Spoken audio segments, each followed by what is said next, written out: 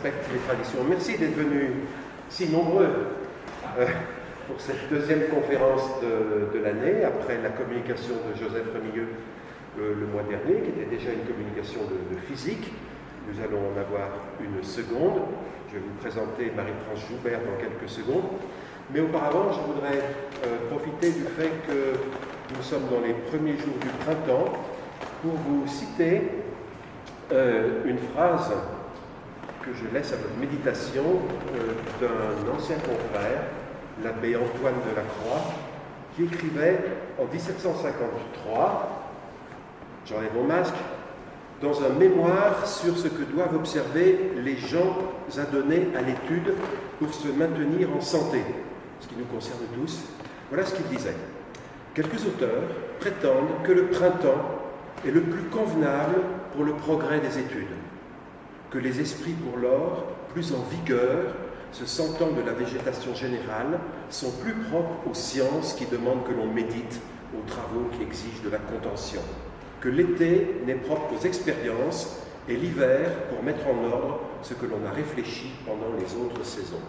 Je ne sais pas si c'est le rythme de votre propre recherche, de celle de quiconque, mais voilà ce que disait notre confrère Lacroix en 1753. Marie-France Joubert, que vous allez écouter, est une physicienne. Elle a travaillé sous la direction de notre confrère Georges Boulon. Elle a fait une thèse d'État intitulée « Rôle de l'interaction d'échange sur les propriétés de fluorescence de matériaux concentrés en terbium ». Il y a plusieurs mots que je comprends dans ce titre.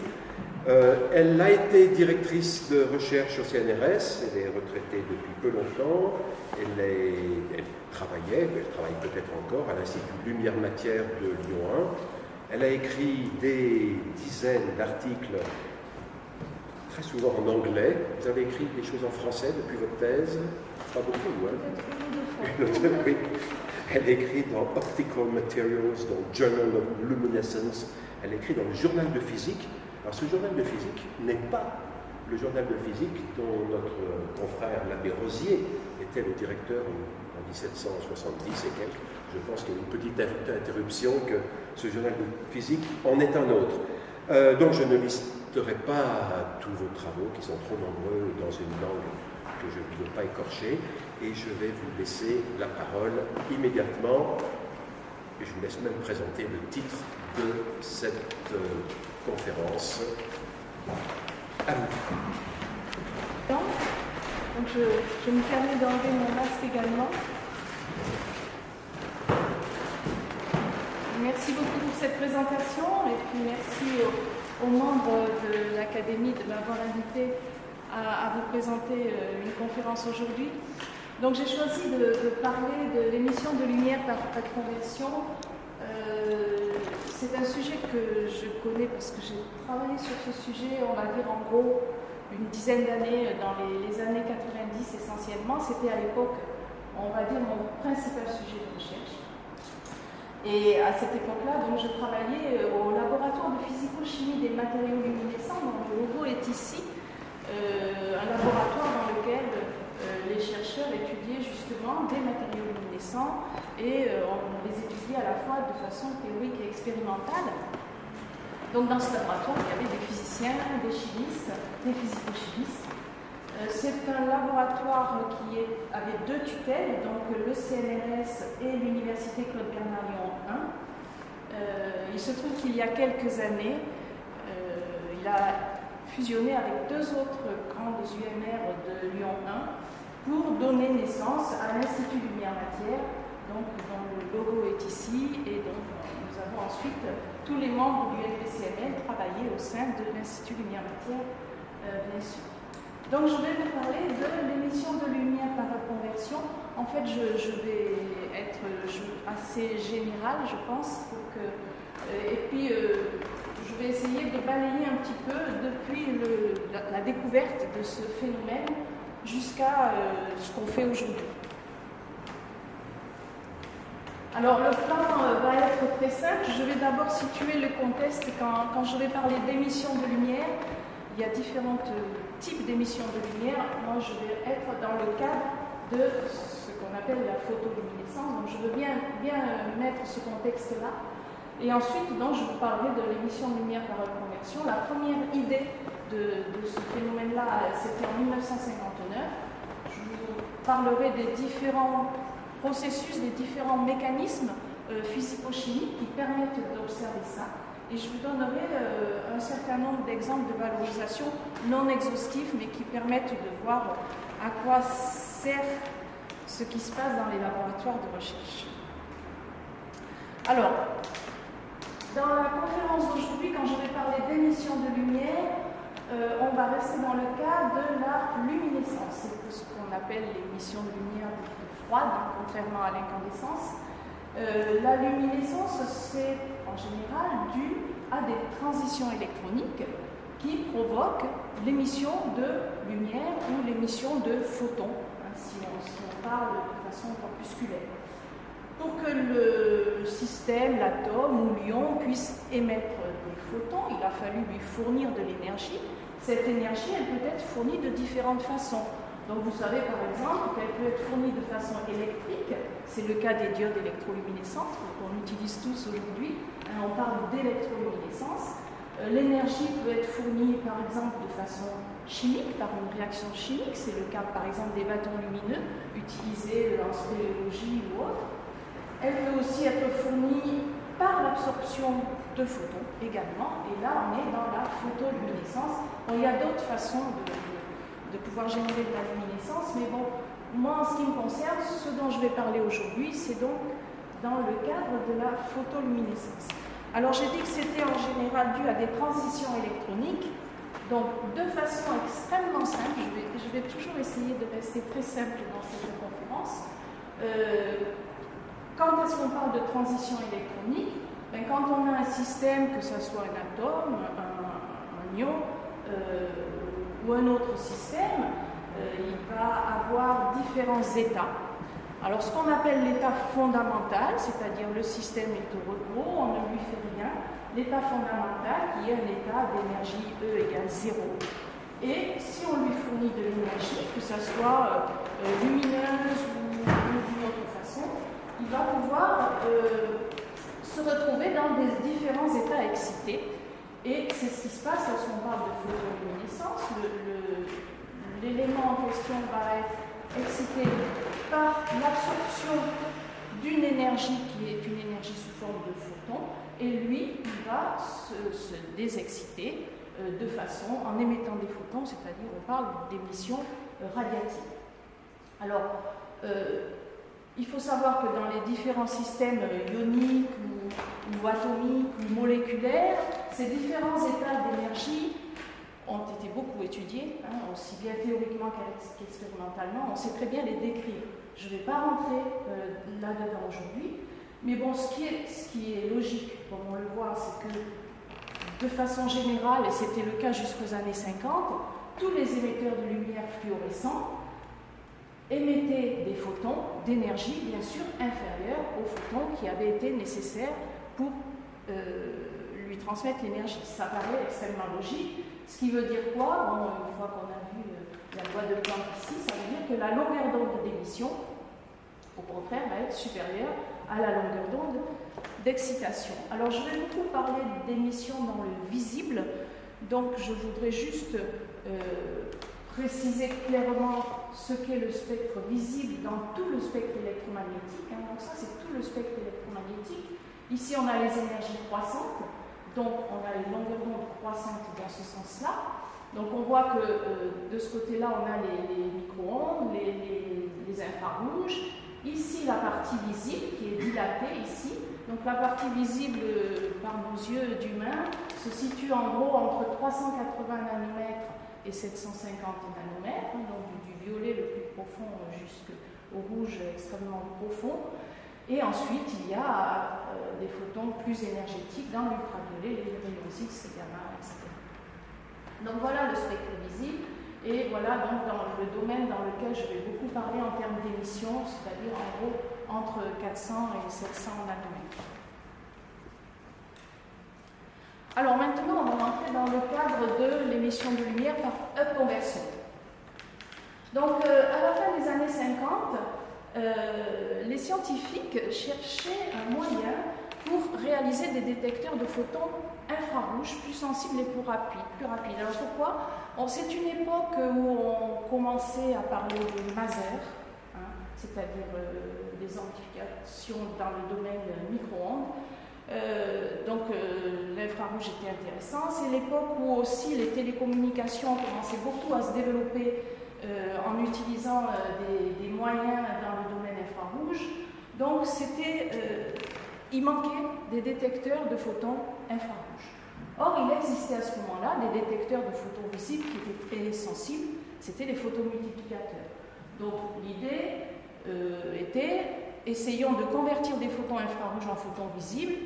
En gros, chaque fois qu'un photon infrarouge va passer, si on arrive à le convertir en visible, on met un photomultiplicateur, on pourra le mesurer et donc on pourra faire des compteurs de photons infrarouges. Mais le problème, c'était comment convertir des photons infrarouges en photons visibles. Donc ça, c'était la question qui se posait à la fin des années 50. Et donc celui qui a eu l'idée, c'est M. Bloembergen, qui est un physicien des Pays-Bas, qui a ensuite travaillé aux États-Unis, qui a été naturalisé américain. Il était à Harvard, professeur à Harvard. Il a eu d'ailleurs le prix Nobel de physique en 1981, entre autres pour ses travaux sur les masers, justement. Et c'est lui qui a eu l'idée du principe comment pourrait-on faire un compteur quantique infrarouge, c'est-à-dire un compteur de photons infrarouges. Alors son idée, il l'a publiée en 1959, et il a dit, voilà, on va se dire qu'on a un système, donc un ion par exemple, avec des niveaux d'énergie, un peu comme j'ai montré tout à l'heure. Si ce système, il a un premier niveau d'énergie dans l'infrarouge, justement, la longueur d'onde du photon, par exemple, à 1 micron que l'on veut mesurer, le photon qui va passer va faire monter le matériau, le système, dans cet état d'énergie. Si ensuite on a un état qui est suffisamment métastable, c'est-à-dire qu'il faut que le système reste un peu dans cet état-là, et on envoie avec une lampe, quelque chose, des photons visibles, on envoie donc ici un flux de photons visibles. Ça permet de monter dans un état d'énergie plus élevé, et pour peu que ce matériau soit luminescent, qu'il émette des photons rouges ou verts, etc., on prend un photomultiplicateur, et finalement, chaque fois qu'un photon infrarouge sera passé, on va pouvoir le détecter, et on peut réaliser ainsi, c'est le principe du compteur de photons infrarouges. Alors c'est ce schéma qu'il a publié dans cet article-là, c'est son idée, et il a même dit comment on peut réaliser ça. Il a dit ça doit pouvoir se réaliser dans des monocristaux, c'est-à-dire dans des cristaux ioniques transparents. Un cristal ionique, c'est donc un assemblage d'ions négatifs et d'ions positifs qui se mettent ensemble suivant une symétrie très définie. Un cristal ionique qui contient des impuretés de type ion de transition et notamment des impuretés terres rares. Pourquoi? Parce qu'on sait que les ions de terre rares ont des niveaux d'énergie justement très bien définis et dans le domaine infrarouge, visible, voire ultraviolet. Donc il a dit ça devrait marcher dans des cristaux contenant des ions du type terre rare. Donc évidemment, il y en a qui ont bien écouté ça et qui se sont mis à faire des expériences. Avant, je voudrais juste préciser pourquoi il a parlé d'ions de terre rare. Parce que les ions de terre rare, d'une part, on peut facilement les mettre dans des cristaux ioniques. Les ions de terre rare les plus utilisés, même actuellement, ce sont des ions trivalents, c'est-à-dire des ions avec 3 électrons qui ont été enlevés à l'atome. Il se trouve que la configuration électronique fondamentale, donc ça c'est pour les physiciens, la configuration électronique fondamentale des ions de terre rare trivalents, c'est voilà, tous les électrons de l'ion qui sont bien rangés dans des couches électroniques qui sont pleines, et par contre la couche 4F n'est pas pleine, elle ne contient que n électrons, alors qu'elle serait pleine si elle en avait 14. Et ensuite il y a encore, au côté extérieur de l'ion, 2 autres couches électroniques pleines. Alors ils ont un gros avantage, ces ions-là, et c'est pour ça qu'ils sont très utilisés pour les émissions visibles, c'est que du fait qu'il y a des couches pleines qui forment un écran, les électrons optiques qui qui sont là parce que les transitions électroniques qui vont nous intéresser pour donner du visible, ce sont les transitions électroniques à l'intérieur de cette configuration. Et il se trouve que, comme il y a un écran, l'influence de l'environnement va être faible. On va donc avoir des raies très fines à une longueur d'onde donnée. Et ça, c'est très intéressant. D'autre part, il a été montré que l'état fondamental des ions trivalents très rares dans les cristaux ioniques est généralement tout près du haut de la bande de valence du cristal. Et comme il a des états d'énergie dans l'infrarouge de visible et UV, on pourra avoir de la photoluminescence dans ce domaine-là, puisqu'elle va se produire dans la bande interdite du cristal. Voilà, donc voilà pourquoi les ions de terre rare sont si intéressants en luminescence. Alors donc, il y en a qui ont écouté l'idée de M. Blombergen et qui se sont mis à travailler. Et voilà la première démonstration expérimentale de ce compteur quantique infrarouge. Elle a été réalisée dans un cristal de chlorure de lantane, LaCl3, dans lequel avait été mis comme impureté des ions praséodine trivalents. Alors, alors là, je ne vais pas rentrer dans les détails. Ici, maintenant, au lieu d'avoir 1, 2, 3, on a vraiment la nomenclature des états d'énergie, puisqu'elle est très bien connue pour chacun des ions de terre rare.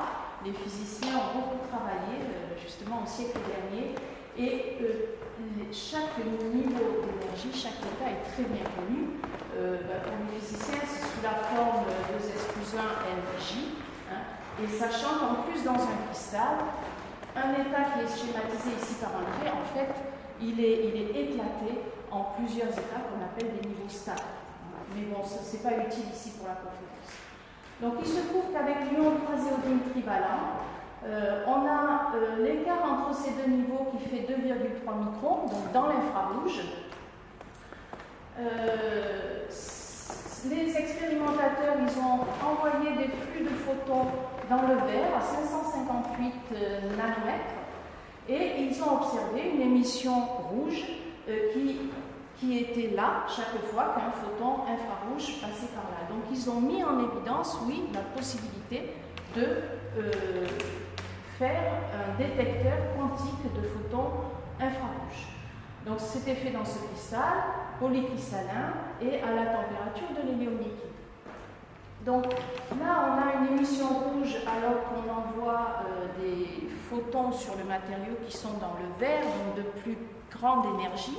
Et j'ai voulu montrer quelle a été la première démonstration où on voyait des photons 485, c'est un très joli bleu, dans le bleu, après avoir vu passer donc, par le matériau, d'une part un photon infrarouge, puis avoir envoyé des photons à 572 nanomètres, donc de plus faible énergie. Donc ça, c'était la première mise en évidence d'émission de lumière par up conversion.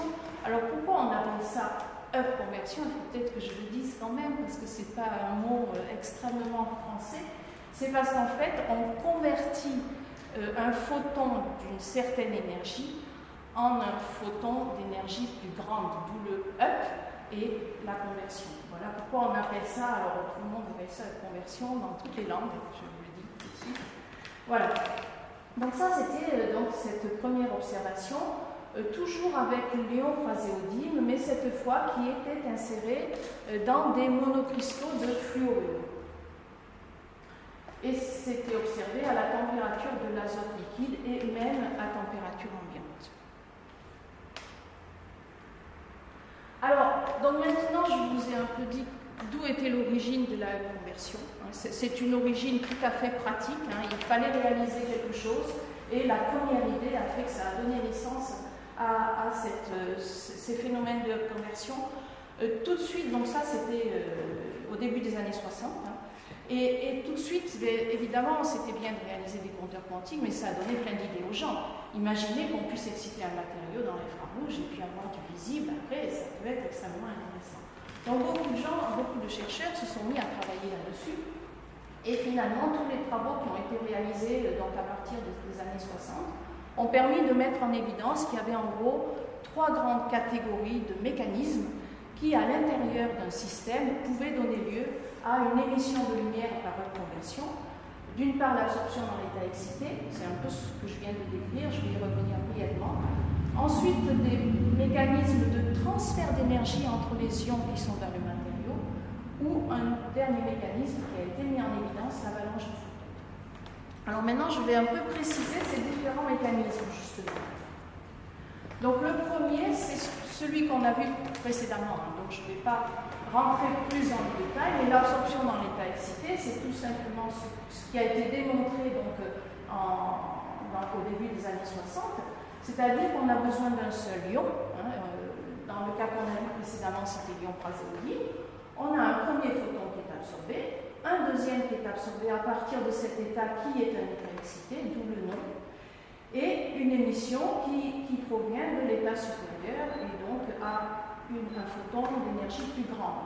Donc c'est un processus à un seul ion, ce qui veut dire que dans le matériau, a priori, on peut mettre, puisque les ions terres rares sont introduits en tant qu'impureté, on peut en mettre un peu moins d'1%, un peu plus. De toute façon, ça ne va pas dépendre de la concentration en ions de le matériau, puisque c'est un processus à un seul ion. La lumière qui est émise ici, elle va être proportionnelle au produit des deux flux de photons incidents. Et la dynamique de l'émission, puisque l'émission elle va se produire avec une certaine dynamique dans le temps. Dans le cas des terres rares, c'est en général autour de la microseconde, de la milliseconde, quelques dizaines de millisecondes. Cette dynamique de l'émission ici qu'on appelle une émission anti-Stokes, elle caractérise tout à fait la dynamique de l'état qui émet le photon. Donc ça, ce sont les caractéristiques du mécanisme d'absorption dans l'état excité. Maintenant, je vais parler du deuxième mécanisme qui permet de donner de l'émission de lumière par heure de conversion. Alors là aussi, je veux donner l'origine. Ça a été observé pour la première fois en 1966, donc un petit peu après, puisque pas mal de chercheurs se sont dit « Oh là là, il faut qu'on travaille là-dessus, ça risque d'être intéressant ».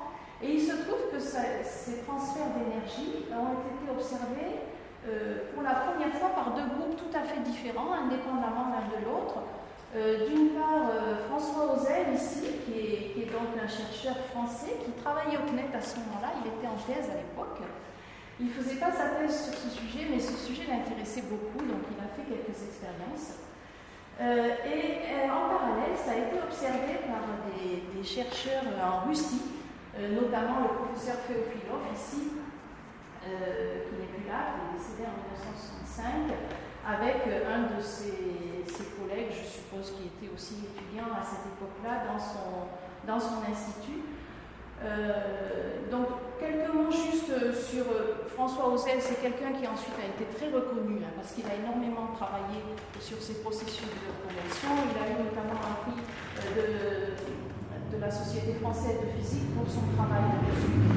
Et de même, le professeur Féofilov est quelqu'un d'extrêmement reconnu dans tout le domaine des physiciens, et notamment chez les physiciens qui ont travaillé dans les cristaux isolants, les cristaux ioniques, dopés par les ions de terre rare. Il a fait énormément de travail là-dessus, il a écrit des livres, et c'est quelqu'un de très reconnu. Donc ces gens-là, voyons un peu de façon précise ce qu'ils ont fait. Donc je vais d'abord parler de ce qu'a fait M. François Auzel en 1966. Donc il a écrit deux comptes rendus à l'Académie des sciences. Alors le premier ici, dans ce compte rendu, il a expliqué qu'il a travaillé avec une poudre de tungstate mixte, donc dans lequel étaient mis comme impureté deux ions terres rares, l'ion ytterbium 3+, et l'ion erbium 3+. Et il a observé que ici, on va dire que ça correspond à l'ion ytterbium 3+. Avec un photon infrarouge, ça correspond bien à l'écart d'énergie entre les deux multipliés de l'ion ytterbium 3+. Le photon infrarouge est absorbé et il a observé une lumière verte provenant de l'émission caractéristique de l'ion erbium 3+. Et ça, il l'a expliqué très facilement comme étant le fait que l'ion ytterbium absorbe. Ensuite, il y a un transfert d'énergie qui se passe entre un ion ytterbium et un ion erbium. Donc l'énergie passe sur cet cet état-là. Lui, il perd de l'énergie, l'herbium gagne de l'énergie, et ensuite un deuxième photon est absorbé. C'est un processus qu'il a bien expliqué. Et dans un deuxième article, la même année, qu'il a également publié dans les comptes rendus de l'Académie des sciences, donc présenté à l'Académie des sciences, cette fois, il a utilisé des poudres de tungstate mixtes également, mais cette fois dopées par le couple ytterbium-thulium. Et il a montré que toujours en excitant l'ion ytterbium dans l'infrarouge, cette fois on avait une émission encore plus énergétique, c'est-à-dire des photons bleus tout à fait caractéristiques de l'émission de l'ion terre rare thulium 3+. Alors, pourquoi l'ion qui est ici, on l'appelle sensibilisateur et ici activateur? Parce que lui, il va sensibiliser l'émission donnée par l'ion actif qui émet la lumière. Alors, il a expliqué que là, c'était dû à 3 transferts successifs, c'est-à-dire un ion absorbe, l'énergie est transférée, l'ion thulium se retrouve ici, un deuxième ion ytterbium absorbe, son énergie est transférée, l'ion thulium se retrouve ici, et une troisième fois, l'ion thulium se retrouve ici, et on a une émission bleue. Alors, ceci, il l'a aussi bien expliqué. Là, je vous montre la figure qui est dans la publication en question, où il montre donc le schéma du transfert d'énergie entre l'ion ytterbium. Vous avez ici les noms typiques des multiplés de ces ions-là, ytterbium et thulium. Et pourquoi, entre autres, il a pu prouver que c'était 3 transferts d'énergie successifs? C'est que la fluorescence bleue émise variait comme le cube de la densité d'excitation. Donc il fallait bien 3 excitations au départ pour pouvoir récolter un photon bleu.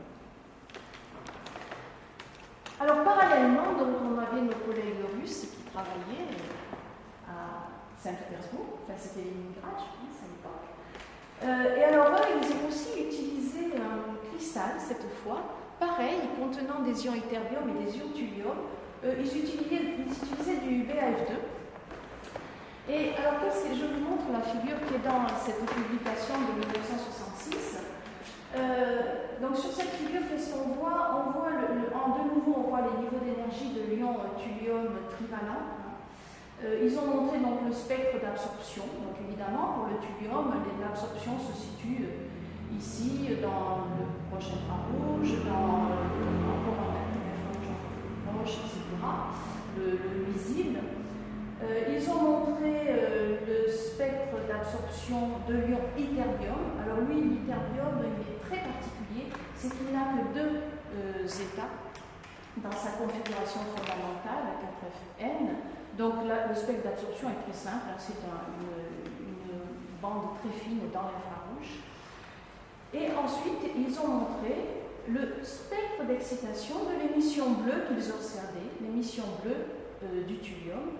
Et ce spectre d'excitation, il correspond exactement au spectre d'absorption de l'ytterbium. Donc ça prouve encore que pour donner cette émission bleue, il suffit d'exciter l'ion ytterbium. Par contre, dans leur expérience, la fluorescence bleue émise variait comme le carré de l'excitation. C'est-à-dire, en gros, il ne fallait que 2 photons infrarouges pour provoquer le bleu. Et donc, d'où, eux, en parallèle, ils ont expliqué ça de façon très différente. Ils ont dit, il nous faut 2 ions ytterbium. Chaque ion ytterbium absorbe un photon. Chaque ion se retrouve dans cet état-là.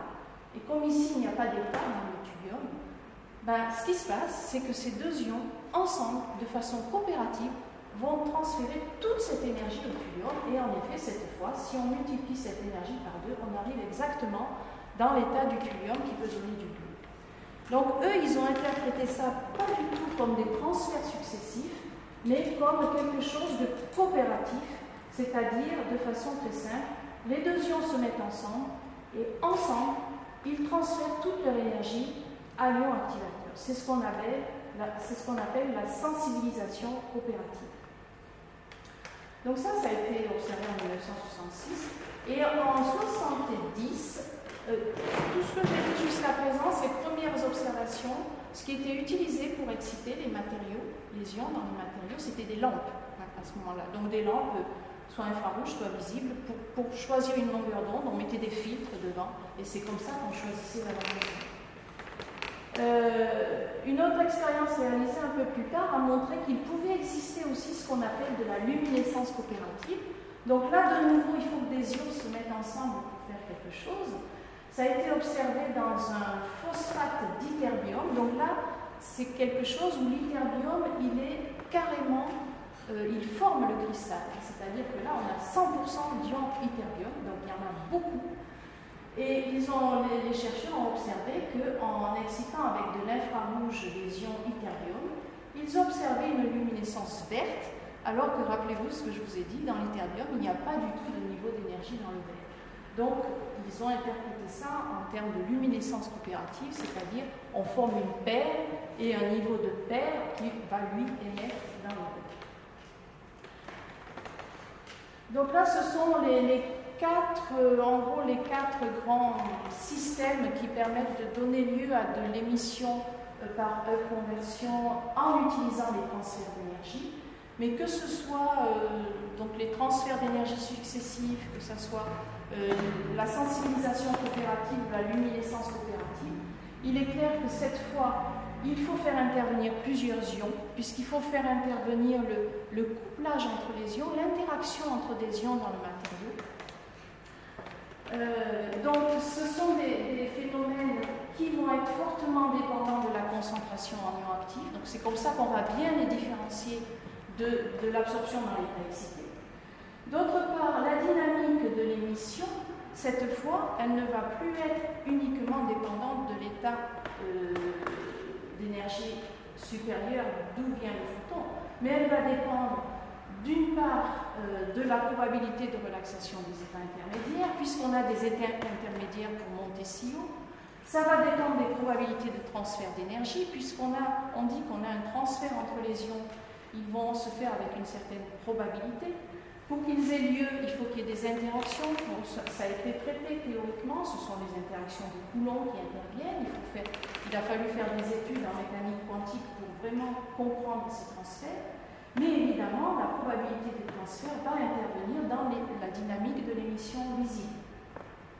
Et l'émission émise est proportionnelle, bien sûr, au produit des flux de photons incidents nécessaires, 2 photons au carré si c'est 2 photons qui sont nécessaires, au cube si 3 photons sont nécessaires.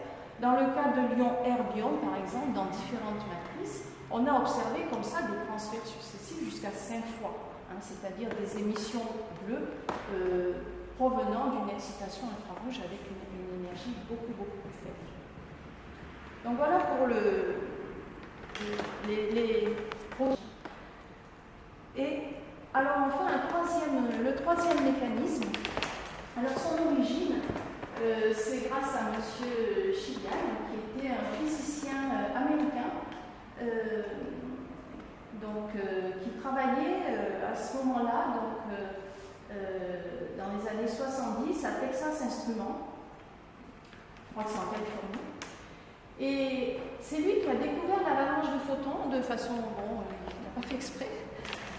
C'était justement en étudiant, puisque c'était une époque où on étudiait ces fameux compteurs de photons infrarouges, et il étudiait des compteurs quantiques de photons infrarouges. Sauf que là, on était déjà après on était dans les années 70, les lasers étaient là, et ils n'utilisaient plus des lampes, mais un laser pour travailler. Donc, un peu plus d'énergie. Donc, il travaillait sur ces 2 cristaux-là, dopés par l'ion praséodyme. Et alors, qu'est-ce qu'il a observé avec ses collègues? Voilà ce qu'il a observé. Donc, ça, c'est la figure qui explique ce qu'il a observé. Donc, on retrouve ici les niveaux d'énergie de l'ion praséodyme trivalent. Voilà le photon infrarouge qui était à mesurer, puisqu'on voulait réaliser un compteur de photons infrarouges. Et il envoyait des photons visibles pour amener l'ion dans cet état-là. Sauf qu'ici, je vous ai dit, il utilisait un laser. Et donc, c'est ce niveau-là, essentiellement le niveau 3P0, émet des photons dans ce domaine visible. Et donc, il enregistrait ça. Il enregistrait notamment l'émission visible en fonction de la puissance de pompage. Et qu'est-ce qu'il a observé? Je l'ai dit, normalement, quand il y a 2 étapes, on a quelque chose qui se passe au carré. il a observé qu'à faible excitation, c'était comme ça, et tout d'un coup, il y avait un seuil où la fluorescence se mettait à augmenter de plusieurs ordres de grandeur, et en parallèle de ça, le faisceau excitateur, on ne le voyait presque plus à travers le cristal, tellement il était absorbé. Donc un seuil à partir duquel, tout d'un coup, la pompe est absorbée énormément, et tout d'un coup, l'émission est extrêmement brillante. Donc, ils ont tout de suite interprété et compris ce qui se passait. En fait, ce qui se passait dans ce matériau-là, c'est qu'il y a exactement le même écart d'énergie entre ces deux premiers états et ces deux-là. Si on prend deux ions praséodymes pas trop loin l'un de l'autre, on va pouvoir avoir de nouveau ce type de transfert d'énergie qui se produit, c'est-à-dire on a envoyé un photon infrarouge, un photon visible, il y a de l'émission, l'ion se retrouve dans cet état-là. Et qu'est-ce qui se passe? Un transfert d'énergie entre cet ion et l'ion d'à côté. Ce qui veut dire qu'on se retrouve avec deux ions dans cet état-là. Comme on continue à pomper, tous les deux vont permettre de réaliser ceci. Finalement, on va entre les 4, puis 8, puis etc. Ce qui veut dire qu'à partir d'un certain seuil, il y a tellement d'ions praséodymes qui se retrouvent dans cet état excité que tout d'un coup, on a une augmentation de fluorescence et on a ce qu'on appelle une avalanche de photons. Donc, ils l'ont très bien interprété tout de suite. Par contre, après, il y a eu beaucoup de travaux de fait pour mettre tout ça en équation et comprendre vraiment ce processus d'avalanche de photons. Alors, comme j'ai fait pour les deux mécanismes précédents, je veux dire quelles sont les caractéristiques de ce processus-là, qui est quand même un petit peu différent. D'une part, pour ce processus, on n'a pas besoin d'avoir une résonance ici, d'avoir un photon qui passe par là finalement. Il suffit que ce niveau soit peuplé, peu importe avec quoi, mais à partir du moment où cet état excité commence à être peuplé, on va pouvoir réaliser le cycle de l'avalanche de photons. Donc, une des caractéristiques de l'avalanche de photons, c'est qu'elle peut être observée sans qu'on ait une absorption, un photon infrarouge qui soit envoyé pour exciter le matériau dans cet état-là. C'est une des caractéristiques. Bon, bien sûr, ça va être un processus fortement dépendant de la concentration, puisqu'il faut un transfert d'énergie très efficace. Et les caractéristiques de ce processus-là, qui a été mis en évidence ensuite dans plusieurs matériaux, émettant du bleu notamment, c'est qu'au-delà d'un seuil en excitation, la fluorescence croît tout d'un coup de plusieurs ordres de grandeur. En parallèle, le faisceau excitateur est fortement absorbé. Et au niveau du seuil, on a un ralentissement du signal transitoire de fluorescence. Voilà quelles sont les caractéristiques de ce processus d'avalanche de photons. Alors, là j'ai balayé un peu les mécanismes, c'est-à-dire des choses un petit peu fondamentales qui ont été étudiées par des chimistes et des physiciens entre les années 60 et 90. Bon, il faut voir que si au départ c'est parti du problème de réaliser des compteurs quantiques, beaucoup d'idées ont germé dans ces années-là, c'est-à-dire qu'on allait utiliser ces processus de conversion, cette fois pour donner des émissions visibles et pour l'utiliser dans différents systèmes. Donc il y a eu énormément de travail de fait. Je veux juste montrer une seule illustration parce que je trouve qu'elle est parlante, elle est assez visuelle. C'est ce qui a été mis en évidence dans un verre cette fois. Alors on va essayer de regarder progressivement du haut vers le bas. Lorsque dans ce verre on ne met que des ions holmium, il se trouve qu'en envoyant des photons infrarouges, on a typiquement le phénomène d'absorption dans l'état excité qui se passe au sein d'un ion holmium et on voit du rouge. Voilà. Si dans le verre on met à la fois de l'hyperbiome et de l'holmium, on voit apparaître les processus de transfert d'énergie qui sont cette fois très efficaces, c'est-à-dire que la lumière, le vert il devient vert. Pourquoi? Parce que ce qui est le plus efficace, c'est le transfert d'énergie entre un ion hyperbiome et un ion holmium par étape, donc transfert successif, qui permet de donner de l'émission verte. Alors évidemment, on voit aussi un petit peu le rouge, mais ce qui est prédominant, c'est le vert, c'est ce qui se voit à l'œil.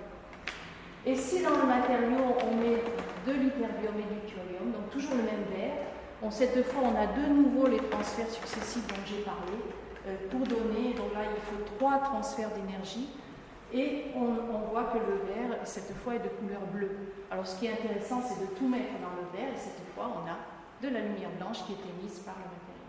Donc c'est simplement une illustration que j'ai voulu montrer. Alors ce que je voudrais dire quand même, c'est que donc, depuis les années 60, il s'est passé beaucoup de choses dans ce domaine-là. Beaucoup de chimistes, de physiciens, de spectroscopistes ont travaillé donc, dans ce domaine, à étudier différents matériaux dopés par des ions de terre rares pour l'émission dans le visible.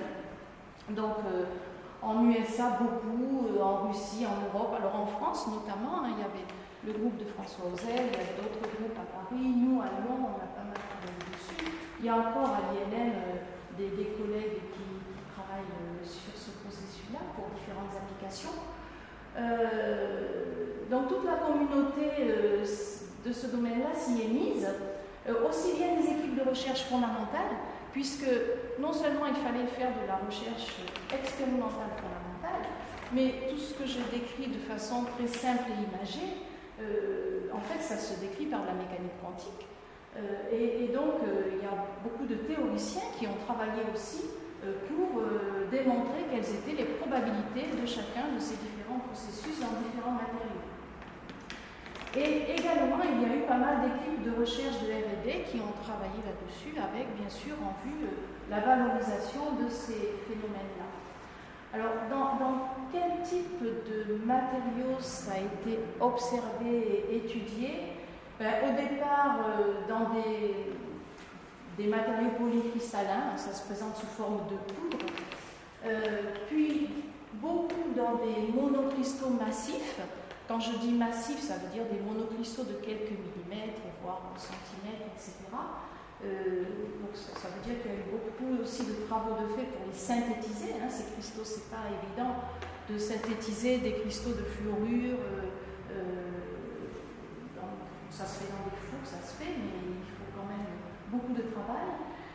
Ça a été observé dans des monocristaux sous forme de guide d'onde. Donc là, on voit tout de suite l'intérêt, puisque la lumière émise pourra être guidée. Dans des verres, l'exemple que je vous ai montré était dans des verres. Dans les fibres optiques, notamment les collègues qui travaillaient dans les télécommunications ont beaucoup travaillé dans les fibres optiques utilisées à cette époque-là en télécommunication, qui étaient des fibres de fluorure dopées par des ions de terre rares, et ont mis en évidence ce processus très très facilement. Ensuite, on a pu, petit à petit, la recherche, les chercheurs ont su fabriquer des films minces, et enfin des nanocristaux. Donc ça c'est à la fin, tout à fait à la fin du siècle dernier, où les nanocristaux sont apparus, c'est-à-dire des monocristaux mais de taille nanométrique, donc de quelques nanomètres à quelques dizaines de nanomètres, voire centaines de nanomètres. Les nanocristaux sont apparus et les nanoparticules, ce qui a donné vraiment un bond en avant dans la recherche dans ce domaine, notamment parce que ça ouvrait la voie à de nombreuses applications. Et enfin, aussi, dans les nanosystèmes hybrides, inorganiques-organiques, jusque-là j'ai parlé de fluorure, de choses inorganiques, mais lorsqu'on a pu fabriquer des systèmes en couplant à la fois des molécules et des monocristaux, alors là, ça a donné lieu également à de nombreux travaux et ça a donné beaucoup d'idées d'applications dans différents domaines. Alors, ce que je vais montrer maintenant, c'est quelques exemples de valorisation qui ont été, c'est pas exhaustif, mais bon, c'est bien de savoir un petit peu à quoi sert ce que l'on fait en recherche. Alors, quelque chose qui est utilisé depuis que ce processus de conversion par transfert d'énergie a été observé dans l'érodium, je vous en ai parlé tout à l'heure, où on pouvait avoir très facilement de la lumière rouge ou verte en excitant avec l'hyperdium, c'est utilisé depuis ces années-là, depuis les années 80. Tous les laboratoires qui travaillent dans l'infrarouge, et notamment avec des lasers infrarouges, en général, ils achètent ce type de carte parce que c'est une carte qui permet, lorsqu'un photon infrarouge arrive, on voit une tache qui est rouge ou verte suivant la carte qu'on achète. mais tout de suite on peut voir les photons. Alors c'est très intéressant lorsqu'on est dans un laboratoire où on doit aligner des faisceaux. Bon, les faisceaux visibles, on arrive à les voir parce qu'il y a de la poussière en général dans le labo, mais les faisceaux infrarouges, donc en mettant la carte, on les voit, et j'ai voulu montrer juste après, c'est tout à fait l'exemple. Ça, c'est la visualisation du faisceau laser infrarouge initial de l'interféromètre Virgo, qui est utilisé pour détecter les ondes gravitationnelles. Le faisceau laser initial, c'est un laser YAG néodyme qui émet à 1,06 micromètres, donc dans l'infrarouge.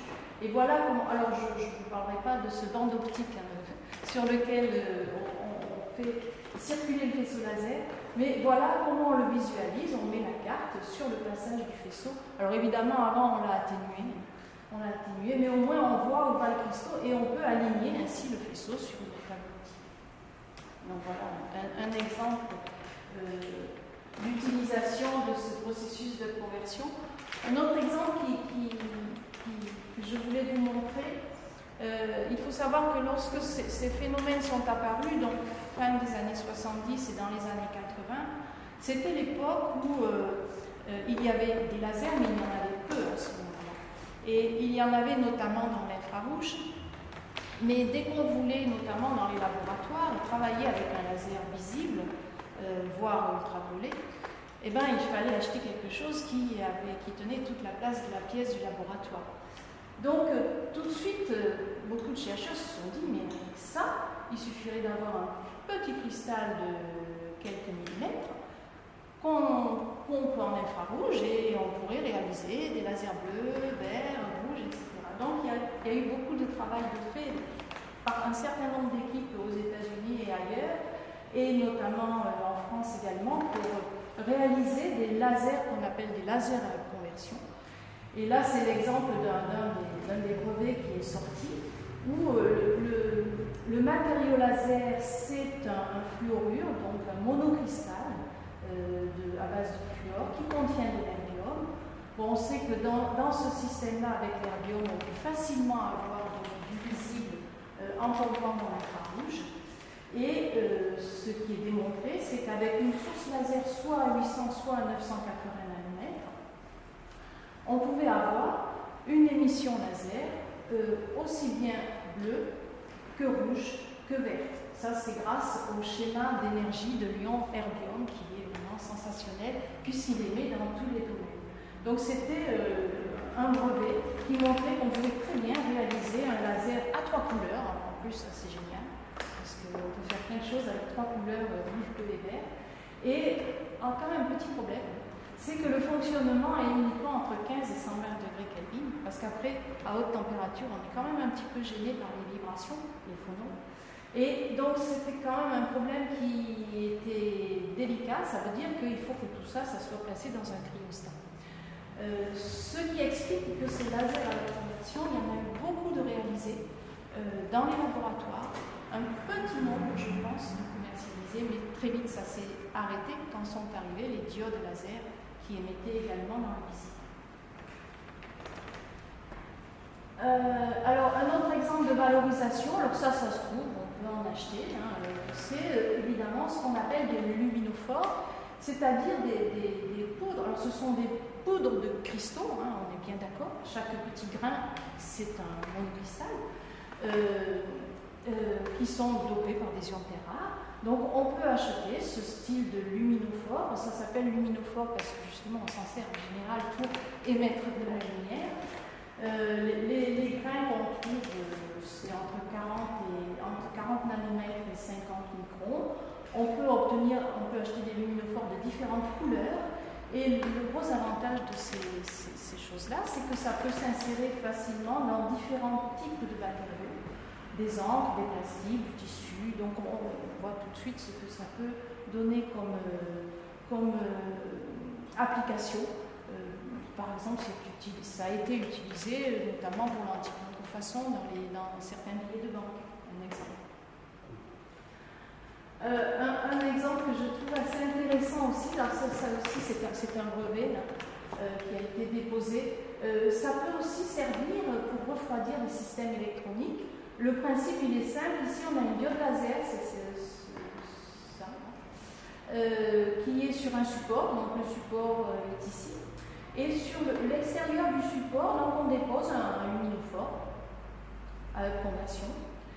Et ben, ce qui se passe, c'est que ben, la diode, évidemment, ça produit de la chaleur. Cette chaleur, elle va dans le support, elle est transmise au luminophore qui, lui, transforme ça en photon visible. Donc, on a un refroidissement du système électronique et en même temps l'émission de photons dans le visible. Donc, c'est des idées intéressantes qui sont sorties dans le monde de la recherche. Un autre exemple aussi, pareil dans un brevet, c'est l'utilisation de ces systèmes à conversion pour souder les céramiques en orthodontie. Alors là, le principe, le voilà, on a la surface là, de la dent, on veut y souder une céramique. Donc sur la couche inférieure de la céramique, auparavant, on a mis un luminophore à la conversion. Et on met la céramique au contact de la surface. Et auparavant, on a mis un ciment. Alors le ciment, il est sous forme liquide. Hein, on pose le support. En envoyant des photons infrarouges, ben, ce luminophore à conversion va émettre du bleu. Et c'est le bleu qui, lui, va entraîner la dissociation dans le ciment et donc le durcissement du ciment. Donc on a durci. On a appliqué la céramique, il suffit ensuite de rincer avec de l'air ou de l'eau, enfin de rincer tout ce qui est autour, et voilà, on a un support qui est bien positionné en orthodontie. Et enfin, je crois que c'est la dernière que je montre pour l'aspect, des exemples de valorisation, c'est les nanoparticules à la conversion. Alors les nanoparticules, c'est apparu donc, il y a un peu plus d'une vingtaine d'années. Et tout de suite, beaucoup de laboratoires de chimie se sont mis à fabriquer, et notamment à fabriquer des nanoparticules à la conversion, parce que les idées de valorisation étaient très importantes. Maintenant, on les trouve sur le marché. Là, j'ai mis un exemple de fabricant, mais il y en a d'autres. Donc, on peut très bien acheter des nanoparticules à la conversion.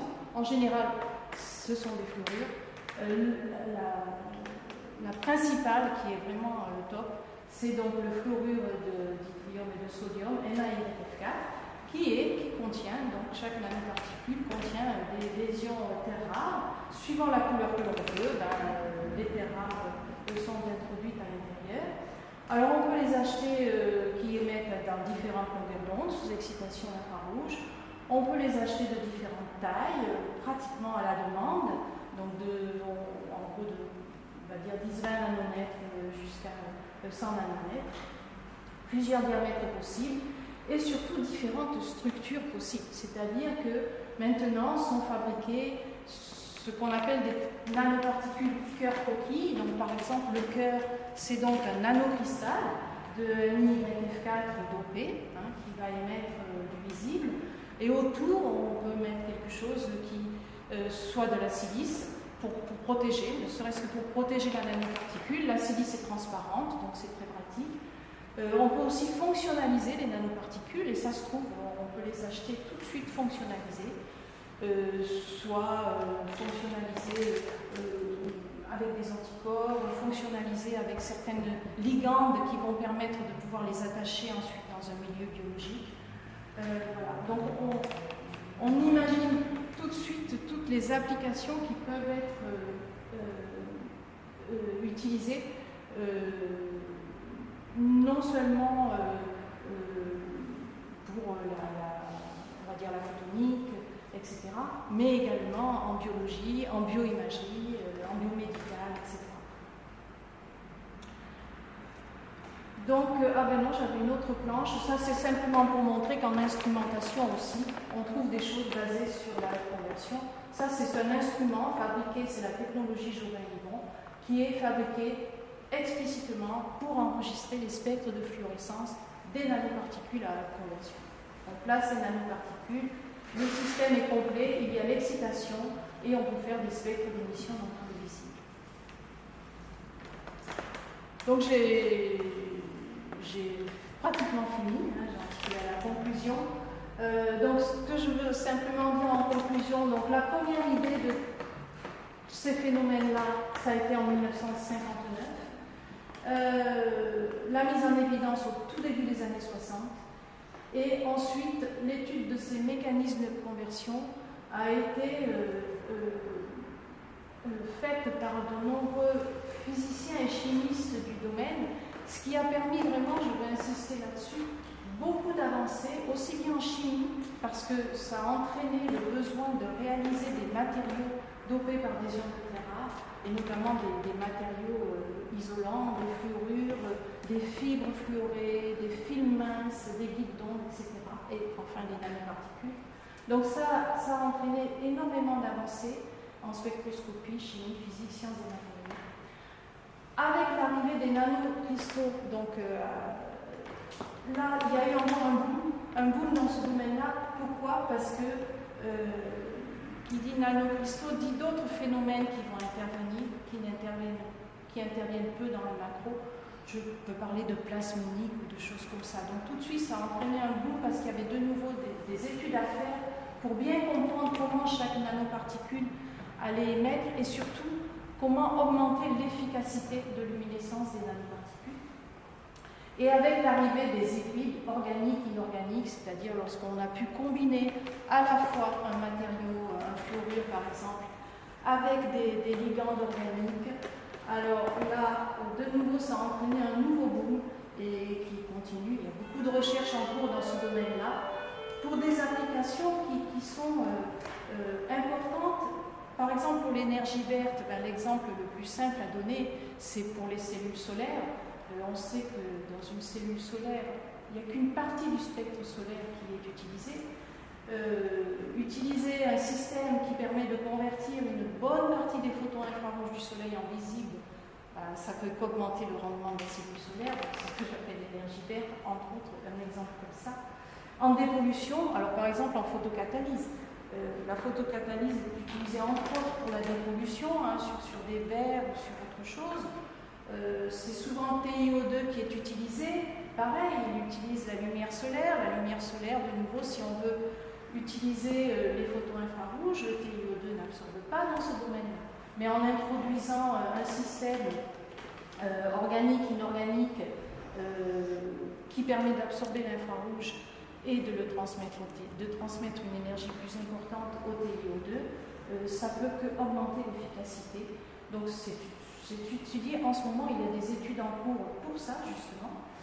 Et bien sûr en bioimagerie, en thérapie, aussi bien dans le domaine médical pour le diagnostic que pour la thérapie, utiliser des nanoparticules qui ont ces propriétés-là, c'est extrêmement étudié actuellement. Voilà, je vous remercie pour votre attention. J'espère que je n'ai pas été trop longue.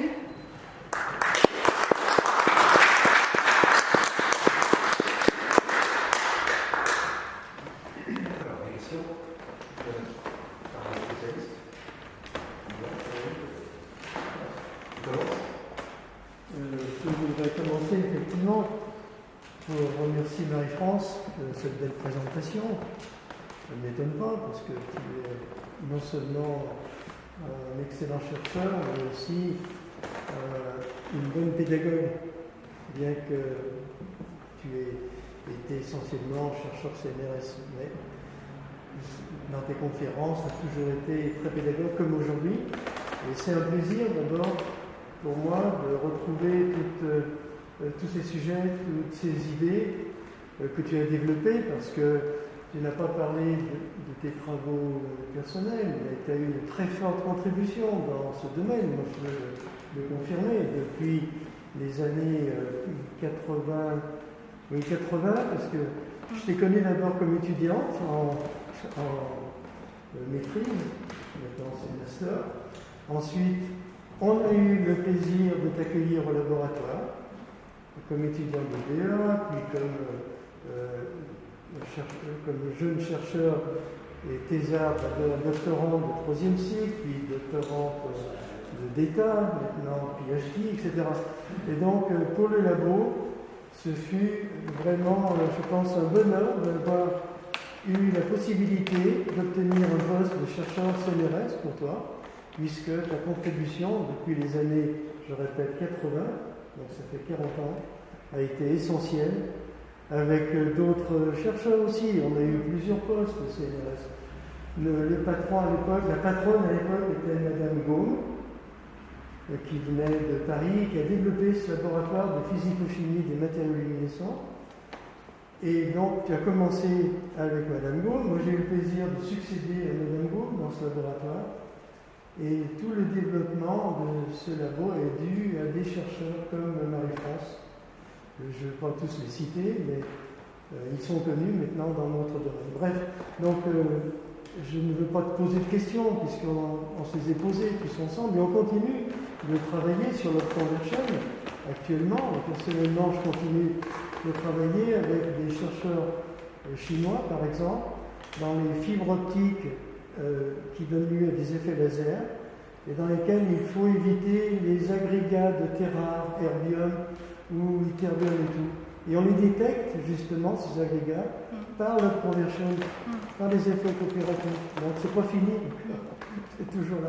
En tous les cas, merci beaucoup de l'intérêt que tu as apporté à l'Académie. Merci de ta conférence. Et donc j'espère que tu seras bientôt parmi nos consoeurs.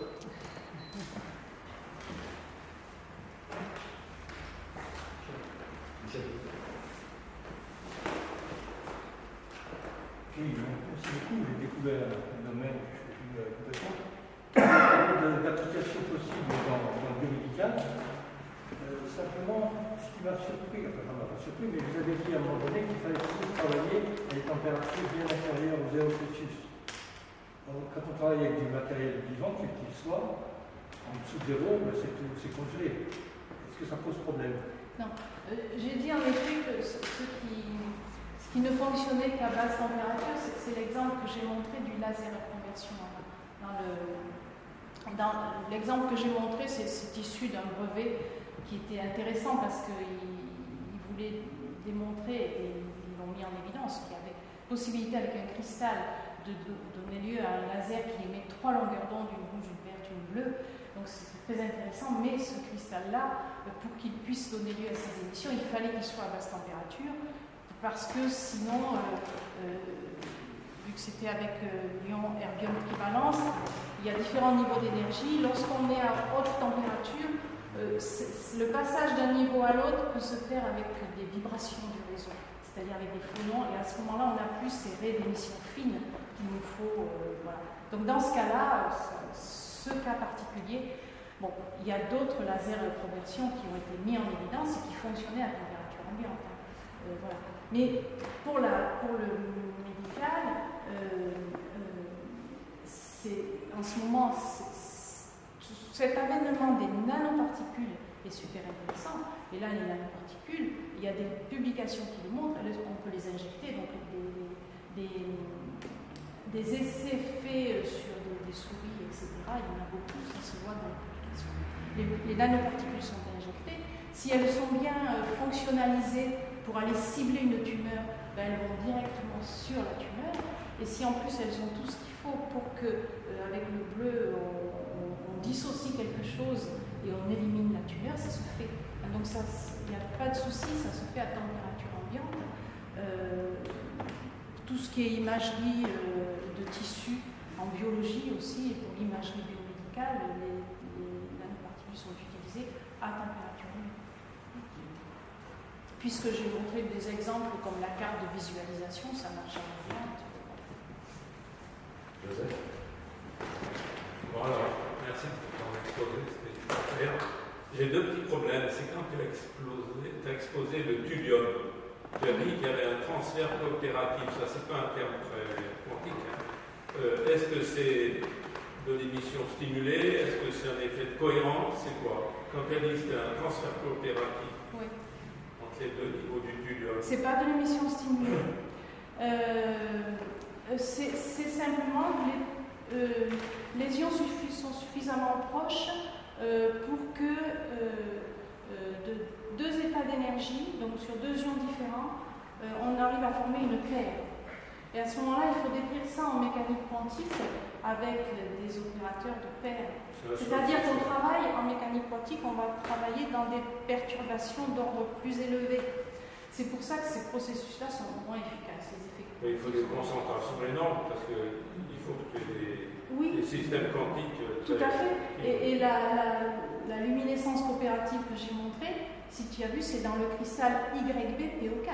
C'est-à-dire que le cristal, il est formé de 100%. Il n'y a que des ions d'ytterium et ils sont tous en paire. Il n'y a que de l'ytterium. C'est 100% d'ytterium. Ils sont tous très proches les uns des autres. Alors ma deuxième question, mais aussi en t'écoutant, est-ce qu'il y a l'équivalent de cette haute conversion en physique nucléaire? Parce que ce sont des niveaux, c'est un jeu de niveaux, ça doit exister ça. Écoute, alors là, je n'ai jamais essayé, je n'ai pas cherché. Ça vient pour transformer des X en gamma, c'est des choses qui pourraient... Je sais pas. Alors, il faut quand même voir pourquoi ça marche quand même. Parce que là, ça marche uniquement dans les ions de transition. C'est-à-dire les ions terres rares, je crois que je ne les ai pas cités. Ça marche aussi un petit peu avec les ions 3D et avec les actinides. Mais bon, les 3D, les actinides ont été beaucoup moins étudiés, les terres rares ont été beaucoup étudiés parce qu'ils donnent cette émission visible. Et pourquoi ça marche? Ça vient de la spécificité des ions trivalents de terres rares. Oui, mais tu as des noyaux. Ça vient du fait que tu as le noyau, tu as des couches d'électrons donc pleines. Tu en as une qui n'est pas pleine, donc il y a, suivant l'ion, si c'est ion, il n'y en a qu'un qui se promène, je dis qui se promène, c'est pas comme ça, mais on va imaginer, tu n'as qu'un ion, un électron qui se promène, si c'est le praséodyme, il y en a deux qui se promènent dans cette couche, et ensuite tu as deux autres couches pleines. Donc les transitions électroniques qui sont dues à cette couche non pleine sont telles que l'environnement de l'ion a beaucoup moins d'influence, et donc on a des états d'énergie vraiment très discrets. Tu as des noyaux, un empilement de nucléons qui laissent aussi des couches. Voilà, alors je ne suis pas allée voir. Non, mais ce serait formidable. Ah ben ça serait formidable. Tu passes de l'intérêt Il sur faut la gamma. donner l'idée à ceux qui travaillent dans ces domaines. Je ne suis pas allée voir si c'était possible déjà. Merci. Oui, alors moi j'ai une question un petit peu d'un autre type.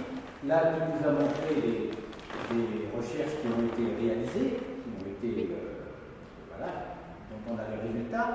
Est-ce qu'il y a des questions ouvertes, des choses un peu mystérieuses qui tourmentent les chercheurs dans ce genre de domaine et pour lesquelles on serait un petit peu dans le coltard?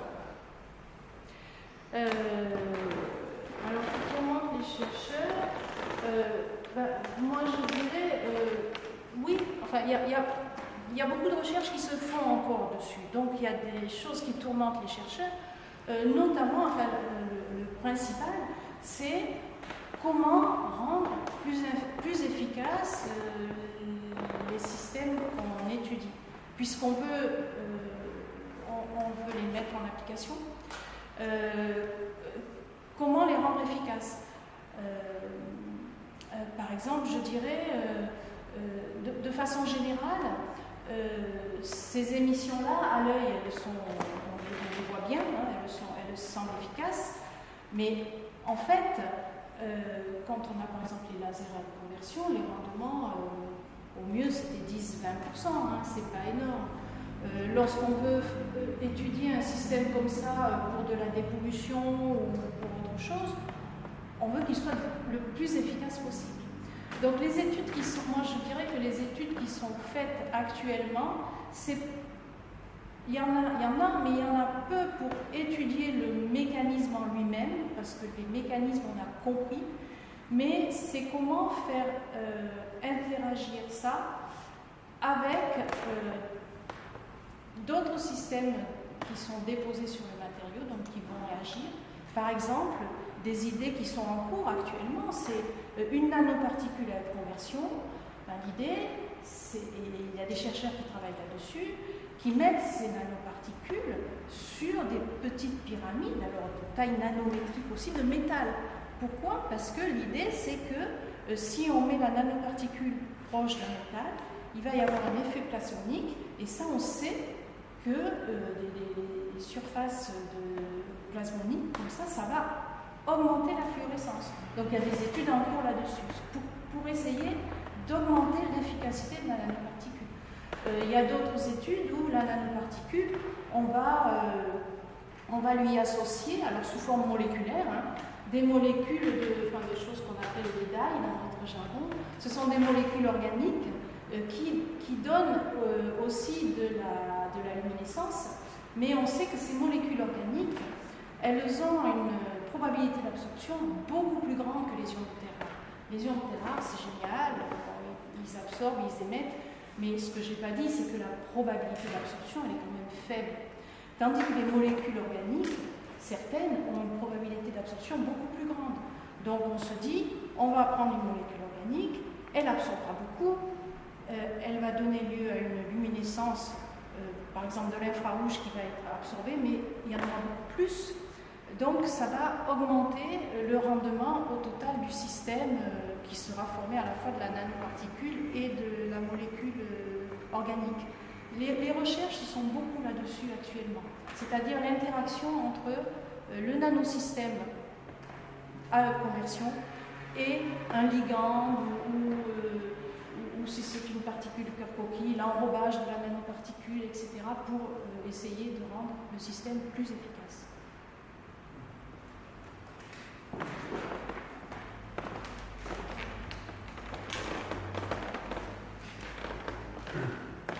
Georges Boulot vous allusion, et vous avez peu parlé de votre propre travail. D'accord, vous pouvez donner un exemple d'avancée. Oui.